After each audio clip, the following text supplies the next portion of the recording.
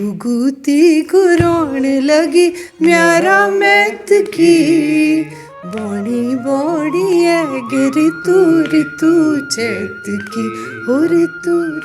धीरे धीरे हम लोगों की दोस्ती हुई और आगे फिर शादी में तब्दील हुई। ये सपने पूरे समाज के सपने हैं, तो मैं चाहूँगी कि आप सब और हम सब मिल के इन सपनों को आगे ले जाएं।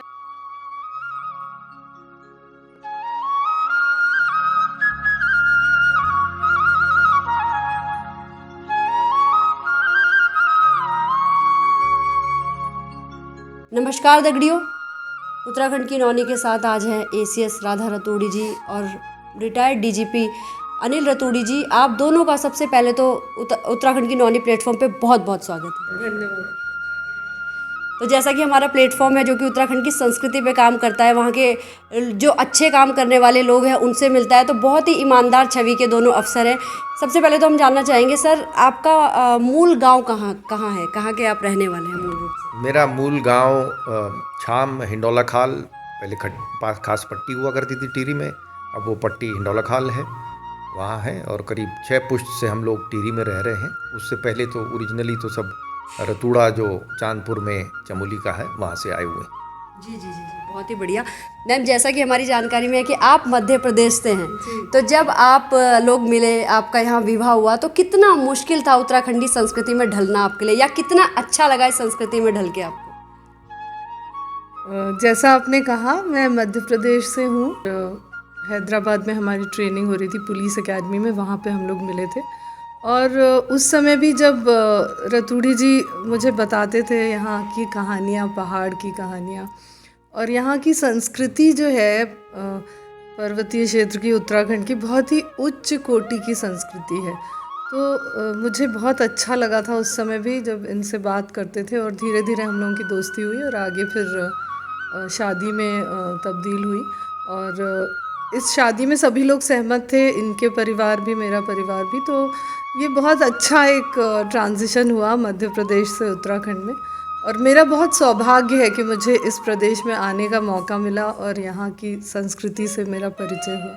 जैसे कि अपर मुख्य सचिव से कई बार चर्चाएं भी आई है कि आप मुख्य सचिव बनने वाली हैं, और ऐसा भी कभी भी हो सकता है। तो आपको लगता है कुछ अपने संस्कृति को लेकर या उत्तराखंड को लेकर कुछ ऐसे सपने हैं जो आप पूरे कर रही हैं और कर सकेंगी? देखिए, जो संस्कृति को लेके या उत्तराखंड को लेके जो भी सपने हैं, वो सपने तो सबके साझे हैं। और ये नहीं हो सकता कि कोई सिर्फ सरकार में रह के सपने पूरे हों, ये सपने पूरे समाज के सपने हैं। तो मैं चाहूँगी कि आप सब और हम सब मिल के इन सपनों को आगे ले जाएं, प्रदेश को आगे बढ़ाएं, यहाँ की संस्कृति से जन जन को परिचित कराएं, क्योंकि इतनी अच्छी संस्कृति है कि एक तरह से जैसे कहते हैं कि विश्व गुरु बनेगा भारत, तो मुझे लगता है कि उत्तराखंड की संस्कृति एक तरह से सांस्कृतिक गुरु उत्तराखंड बन सकता है, न केवल देश में बल्कि पूरे विश्व में। और इस संस्कृति को आगे बढ़ाने में मुझे लगता है हम सबका सामूहिक प्रयास होना चाहिए। ये तो आपकी नौकरी पर, पद पे रहने की बात हुई, लेकिन जैसा कि सर रिटायर हो गए, तो सर से हम जानना चाहेंगे, क्योंकि जगह जगह हम उन्हें देखते भी हैं, संस्कृति से बहुत जुड़ाव है, ऐसे कार्यक्रमों में वो हमें मिलते रहते हैं। तो सर, ऐसा है कि अब आपको लगता है कि मुझे समय मिल गया है और अब मैं कुछ ऐसा काम करूँगा अपने उत्तराखंड और यहाँ की संस्कृति के लिए? नहीं, आप सही कह रही हैं, मुझे अपनी संस्कृति से बहुत प्रेम है।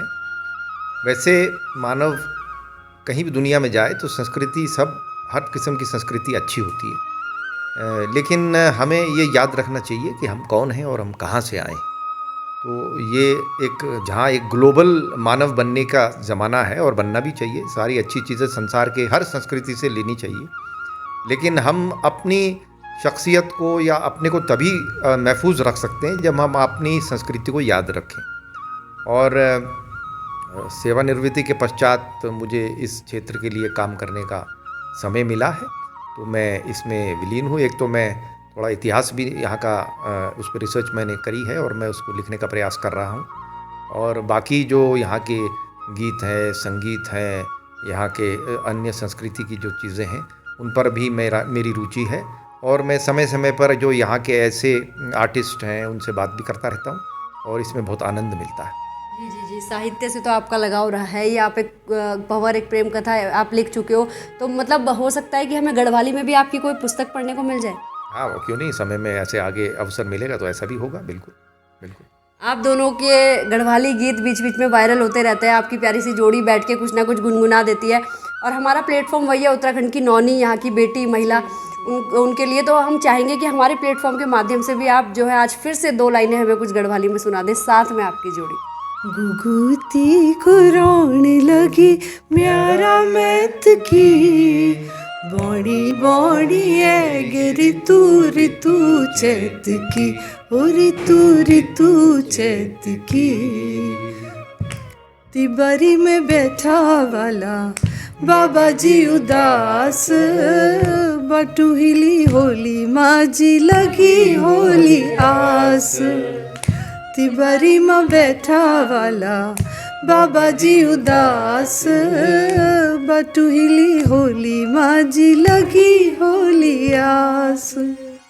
कब मेरा मेतियो जी दिशा भी टोला, कब मेरा मेतियो जी दिशा भी टोला, कब मेरा भाई बहनों की राजी खुशी लाला। गुगुती गुरोण लगी हो, गुगुती गुरोण लगी म्यारा मैत की, बड़ी बड़ी है ऋतु चैत की, हो ऋतु चैत की।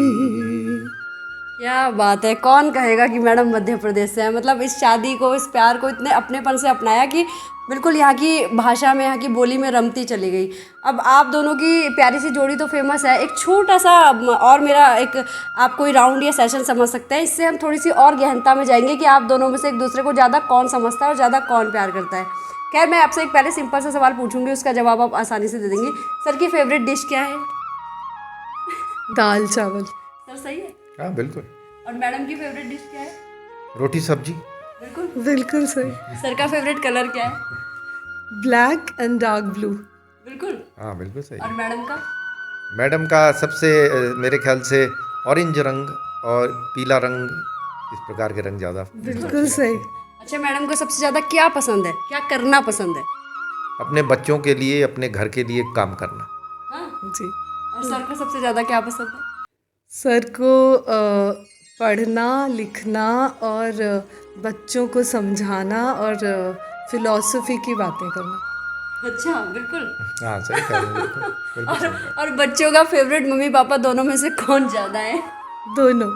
हाँ बिल्कुल, नहीं मैं कहूँगा पहले माँ ज़्यादा उनको पहले पसंद करते हैं, माँ को, फिर मुझे।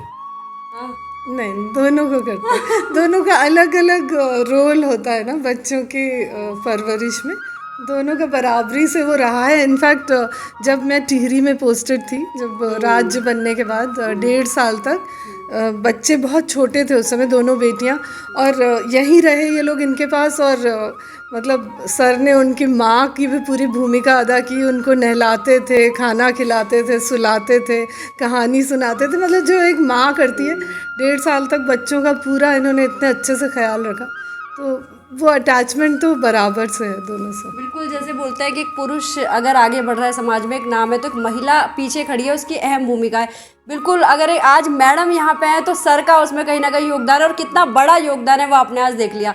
उस समय अगर वो उस चीज़ से मना कर देते, हो सकता है कि वो भी कहीं ना कहीं उनकी नौकरी या उनकी चीज़ें मुश्किल हो सकती थी, लेकिन इसीलिए आपकी जोड़ी की इतनी तारीफ होती है।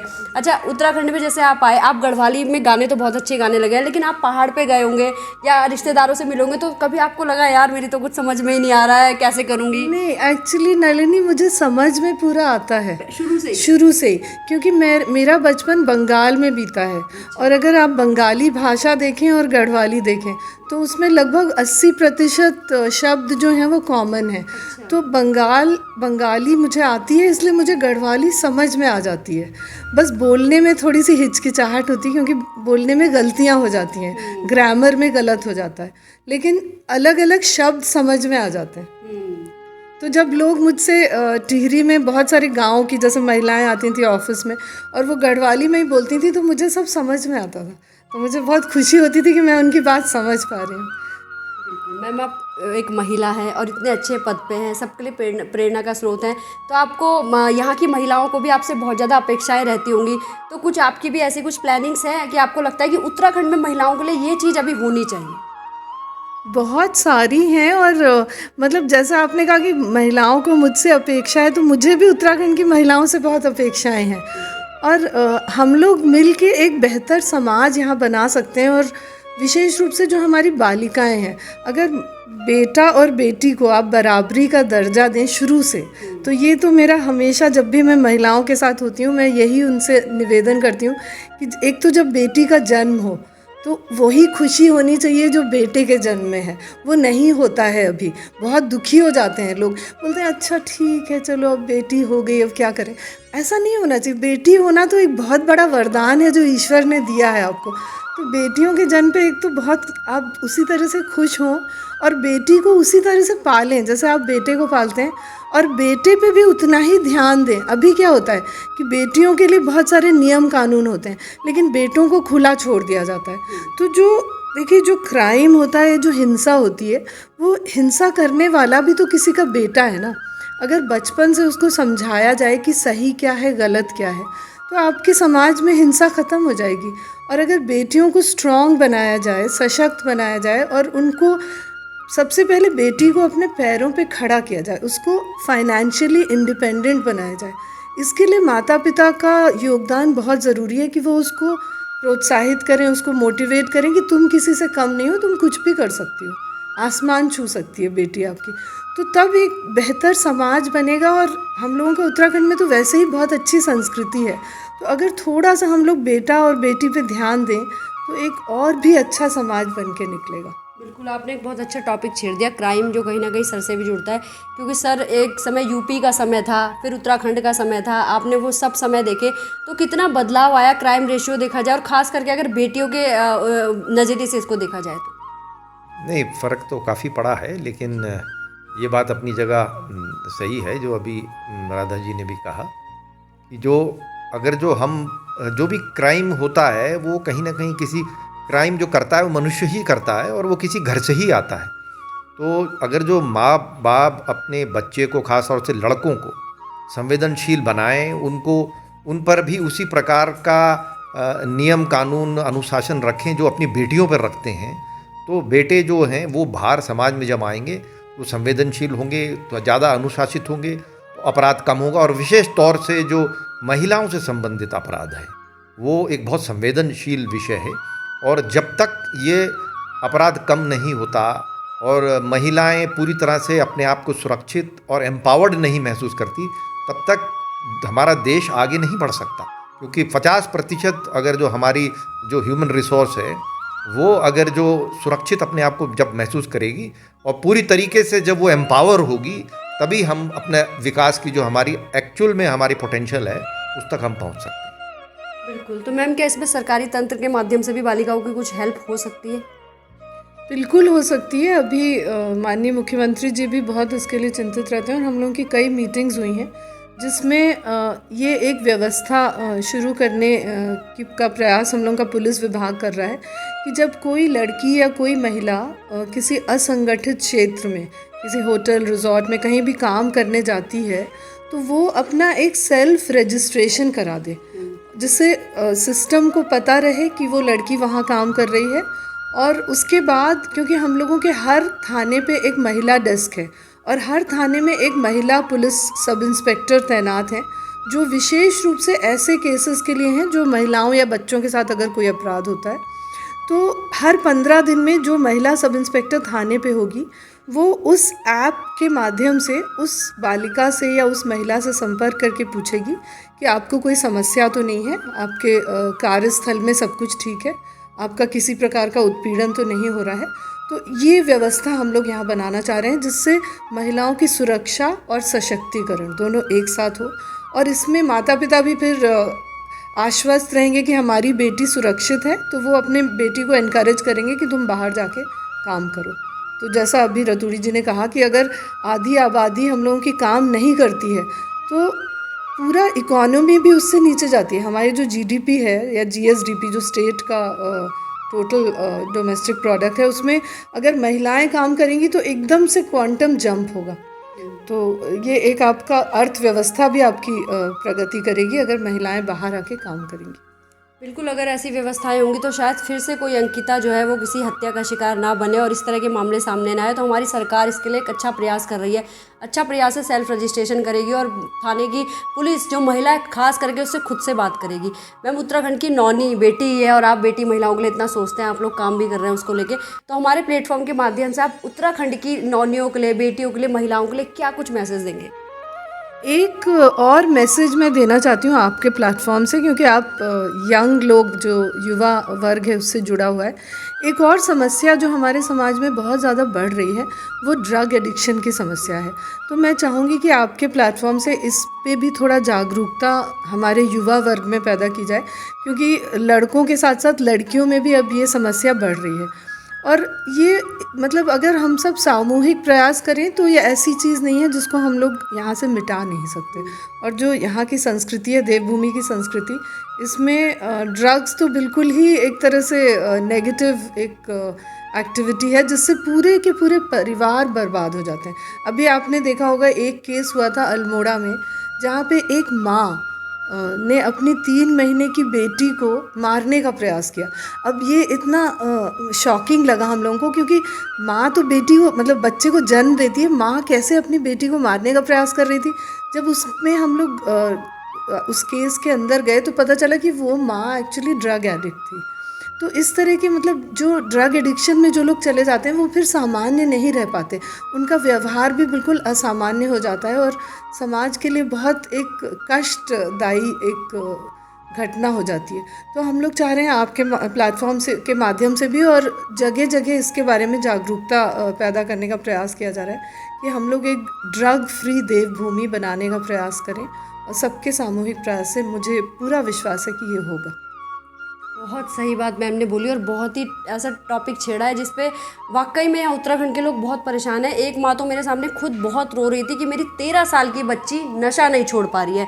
जगह जगह कभी कहीं मिलती है, कभी कभी नशा मुक्ति केंद्र में डालते हैं तो वहाँ से भाग जाती है। लगाइए 10 साल से उसे नशे की आदत पड़ गई और 13 साल की बच्ची, उसकी माँ बहुत मेरे साथ रोई थी मेरे सामने।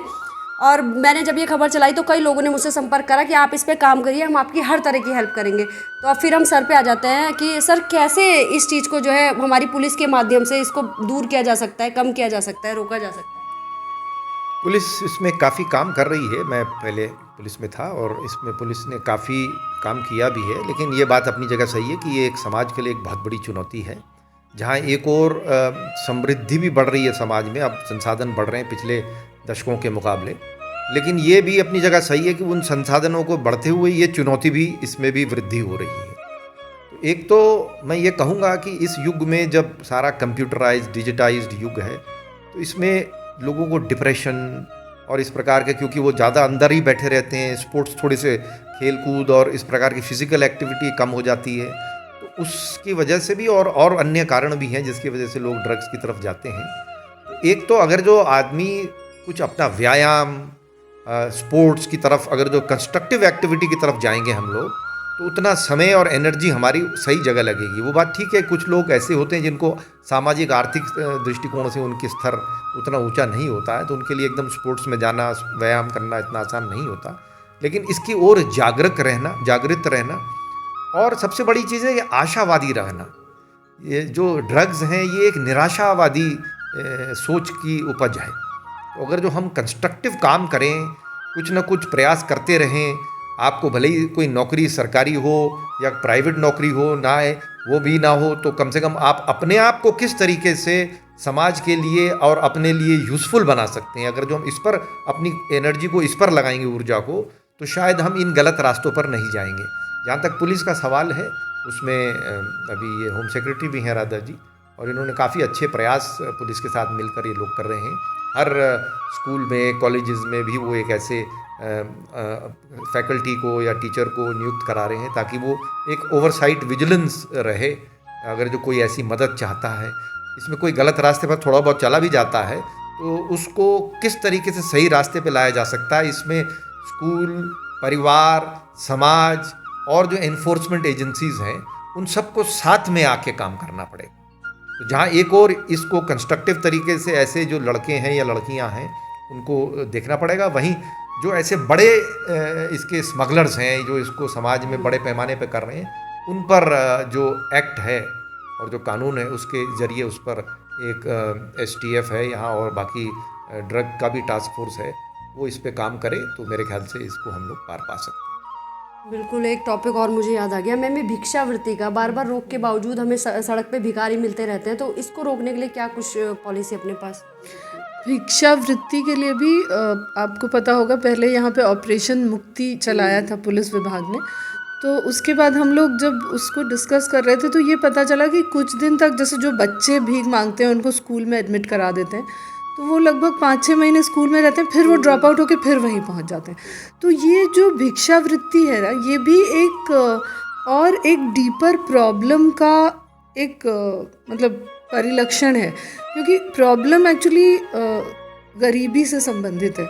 अगर कोई परिवार गरीब है तभी वो अपने बच्चों को भीख मांगने के लिए भेजेंगे। हम लोग तो अपने बच्चों को नहीं भेजते भीख मांगने, क्योंकि हम लोग एक समृद्ध परिवार के श्रेणी में आ जाते हैं। तो इसमें अब हम लोगों ने ये प्लान बनाया है कि एक्चुअली बहुत सारे विभाग हैं जो इस कार्य में लगे हैं, लेकिन सब लोग अपना अलग अलग आइसोलेशन में काम कर रहे हैं। पुलिस विभाग अलग कर रही है, महिला बाल विकास अलग कर रहा है, समाज कल्याण अलग कर रहा है, श्रम विभाग अलग काम कर रहा है। तो अब सबको मिला के हम लोग एक जॉइंट एक्शन प्लान बनाने वाले हैं। इसमें अभी बहुत जल्दी हम एक मीटिंग करेंगे, क्योंकि हम लोगों को उन परिवारों तक जाना होगा जहाँ के बच्चे भीख मांगते हैं। उस परिवार की आर्थिक स्थिति को सुधारने के लिए हम लोग क्या कर सकते हैं। तो जैसे पहले मैं महिला बाल विकास विभाग में थी, तो हम लोगों ने ये प्रयास किया था कि ऐसे बच्चे जो भीख मांगते हैं उनके परिवार में उनकी माताएं जो हैं उनको किसी सेल्फ हेल्प ग्रुप के साथ जोड़ा जाए और उनको कुछ ट्रेनिंग दी जाए और वो अपने स्वरोजगार में कुछ काम करें जिससे उनकी फैमिली की इनकम बेहतर हो। तो जब तक उस परिवार को आप गरीबी से बाहर नहीं निकालेंगे तब तक उस बच्चे को भी भिक्षावृत्ति से नहीं निकाल पाएंगे, क्योंकि ये आइसोलेशन में नहीं हो पाएगा। चाइल्ड लेबर भी उसी प्रकार की समस्या है। कोई बच्चा अगर कहीं काम कर रहा है, उसमें लेबर लॉज बहुत स्ट्रिक्ट हैं कि 14 साल के कम का बच्चा काम नहीं कर सकता। वही बच्चा काम करने जाता है जिसके परिवार को उसके इनकम की आवश्यकता है।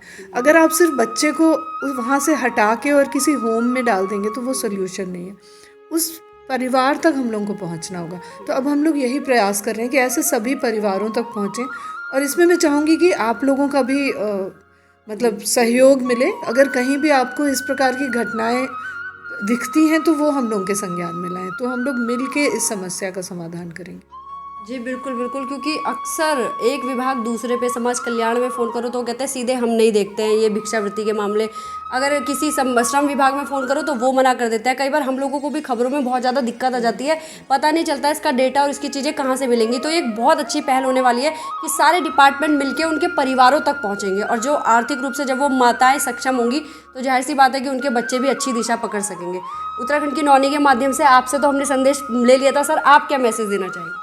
मैं यही मैसेज देना चाहूँगा कि अब जो यहाँ का यूथ है वो आशावादी रहे और मेहनत में विश्वास करे, परिश्रम में, अनुशासन में रहे। अगर जो हम अनुशासन, मेहनत और अपने पर आत्मविश्वास रखेंगे तो हम निश्चित सफल हो जाएंगे। अभी मैं जानता हूँ कि सभी को सरकार में नौकरी नहीं मिल सकती, सभी को किसी कॉरपोरेट उसमें नौकरी नहीं मिल सकती, लेकिन अगर जो हम अपने पे आत्मविश्वास रखें, अपना ह्यूमन रिसोर्स को अनुशासित और परिश्रम से तरीके से उसको बढ़ाएं, तो हम सेल्फ एम्प्लॉयमेंट जनरेट कर सकते हैं। और यहाँ अपार संभावनाएं हमारे टूरिज़्म के प्रदेश में, यहाँ नेचुरल रिसोर्सेज हैं, ऐसी बहुत सारी जगहें हैं। तो हम अपने आप को किसी एक प्लान के तहत आगे बढ़ाएं और मेहनत करें। कभी शॉर्ट रन में कुछ हमें असफलताएं हो सकती हैं, उससे निराश नहीं होना है और अपने में विश्वास रखना है। देर सवेर हम सफल अवश्य होंगे। बिल्कुल सही बात, मेहनत करने वालों की कभी हार नहीं होती। बजाय बेरोजगार संगठन बना के धरना प्रदर्शन करने के, अगर हम कोई प्राइवेट नौकरी भी कर लेते हैं पूरे डेडिकेशन के साथ, तो मुझे भी नहीं लगता कि मेहनत करने वालों की कभी हार होती है और इस स्टेट में काम की कोई कमी है। तो मेहनत करिए, आगे बढ़िए आशावादी सोच के साथ, जैसा कि मैं सर ने कहा। और सर, मैम, आप दोनों का उत्तराखंड की नौनी से जुड़ने के लिए बहुत बहुत धन्यवाद। और आपका जो घर है इसका नाम बहुत प्यारा है, फुलवारी।